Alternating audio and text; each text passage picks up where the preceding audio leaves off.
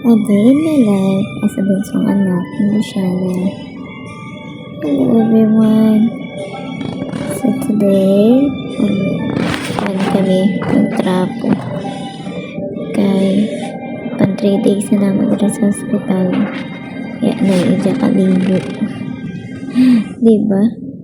Isod bang sa dyan maligo. Kaya kahamog idya dextrose. So, trapo-trapo na lamang. Pero, dyan sa ubos, naghugasan ko na dyan sa dyan.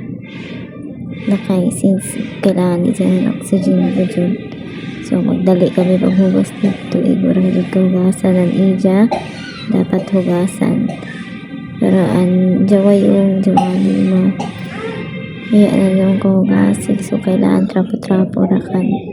Kasi nga, hingalon siya guys.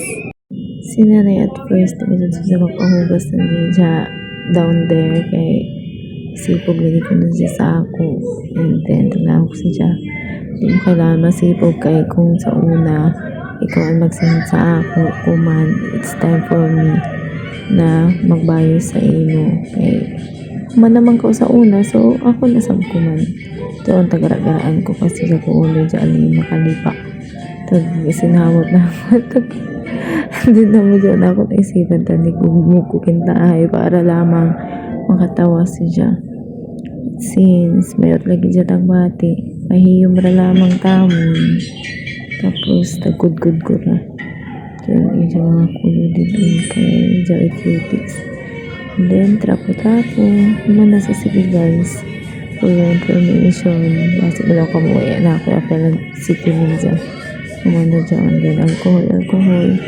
pagpa-shortcut ko ra ang video para di karajo sa taas so yun lang, thank you for watching please pray for nanay guys na okay na sila, thank you.